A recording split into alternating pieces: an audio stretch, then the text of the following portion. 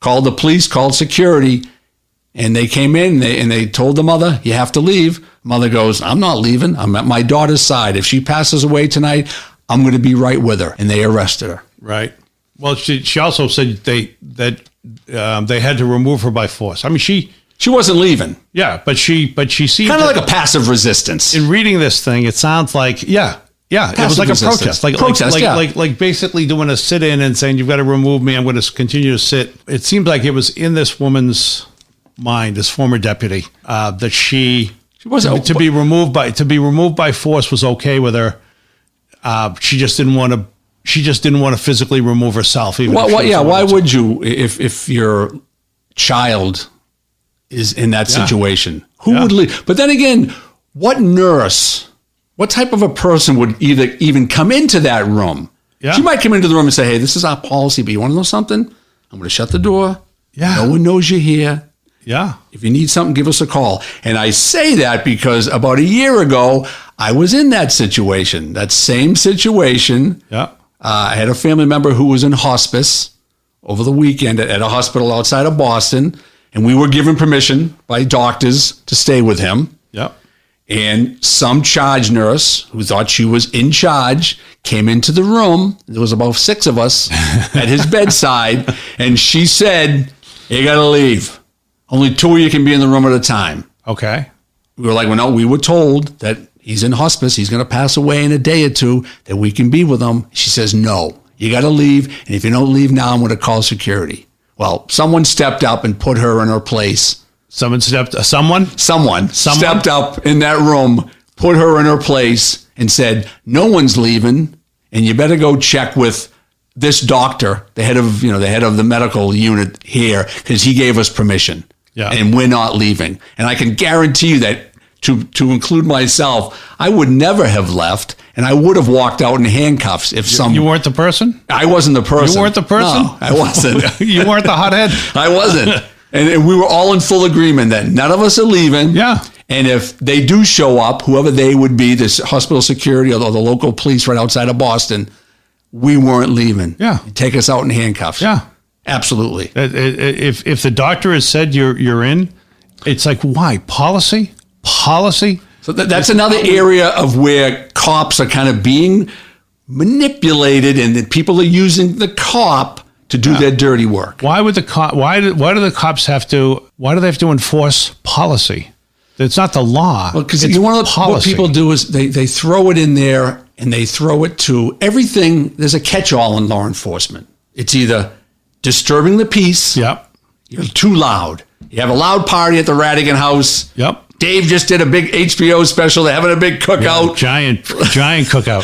Cookout. All my friends are there. They come by and they say, hey, turn the music down. They come by the third time, turn the music down, and you're drunk, and you say, I just did an HBO special. And they arrest you for disturbing the peace because it's too much noise. Yeah. It's a catch-all. Yeah. Or disorderly conduct. You refuse to leave a certain area. That would be more of a disorderly. You're not listening, you're acting up, you're causing a disturbance, people around you are being affected, catch-all. And then it gets dropped in court.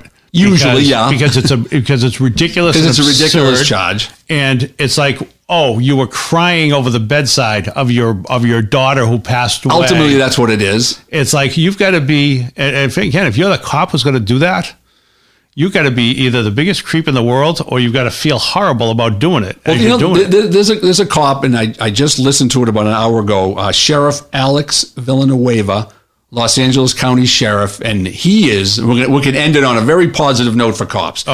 He's stating that he will not mandate his officers to get the shot. Okay, will not do it. However, he will. He met 50-50. He will require them to get tested. If you don't get the shot, just come in once a week that you're clean. Okay. The positive test. And he also said... And the idea, by the way, of this is that we can't require you to get... We can't take over your bodies. We're not going to tell you what to put in your body, what not to put. Plus, he doesn't want to lose 40% of his police department in one day. Yeah. And his other thing was, do not use law enforcement to enforce 2 things. 1, your mask mandate. Do not call us for that. Yeah. And 2, do not call us if someone from your office or area refuses to take a shot. Don't call us for that, because that is not what we do. Right. We don't enforce those policies. Those are not criminal. You don't enforce them because they're not criminal. So the person who walks into, and let's say Staples here in Essex County is requiring you to wear a mask inside the store. I was there a little while ago. I just got some ink. I didn't have to wear one. What? It said mask mandatory if you're not vaccinated. Oh, okay. Then either that or I just looked so intimidating. No one had the balls to say anything to me. That's probably it. That was probably it. I'm 6'2", I weigh 180. And you've got I don't think that's it. I think you've got a face that nobody wants to approach. But here's the thing about that. The person comes in, they don't wear the mask in a place that they want them to wear the mask. The cops can't enforce that. But then once the guy starts complaining, they can take him out. Disturbing the peace, disorderly conduct.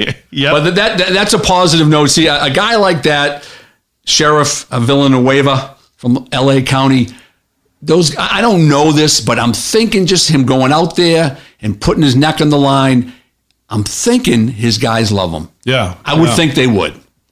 I got to figure something like that's going to play well. And, it's fascinating. The divide that we've got in the country, and they're putting cops in many cases right in the middle of it. Absolutely. And it shouldn't be an issue, and it shouldn't be. I'm so glad that I retired, because you put me in a school committee meeting, I wouldn't take the job, and I wouldn't work that job anyway. It would be like an overtime shift. But if you made me go there and someone acted up, not being violent, just verbally acting up, voicing their opinion, I'd just sit right in the back. I might even walk out the door and say, good luck to you, because I'm not supporting that. Right. Send me to a call where someone's unvaccinated and not wearing a mask. Guess what?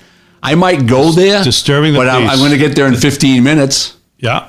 All right. I'm that guy. I absolutely would not, and absolutely did not enforce those policies when I was working. Absolutely not. Would never have done it. How about this? I walk and I'm not the only guy. I'm the guy I'm the guy who walks into Home Depot without my mask on and says, "You can't tell me that." Do you take me out or not? You get there in 15 minutes and I'm still there, and I'm even worse than I was 14 minutes ago when you could have been there. It's a tough one. Yeah. It's definitely a tough one, but hopefully if the cop has some really good people skills, maybe he tells the guy, "Hey, why don't you go over there? I got my mask on. What do you need? You need a wrench and a foot-long piece of pipe because you're a plumber? Give me the money. I'll go get it for you. Go sit in your car. I'll get it for you." I would do that. Yeah. I personally would do it. You want a gallon of paint? And what are you going to do when I'm sitting there going, you can't kick me out of here. I don't get that. Yeah, that's going to be up to the individual cop, his ability to kind of deal with that situation. It's a tough situation. It's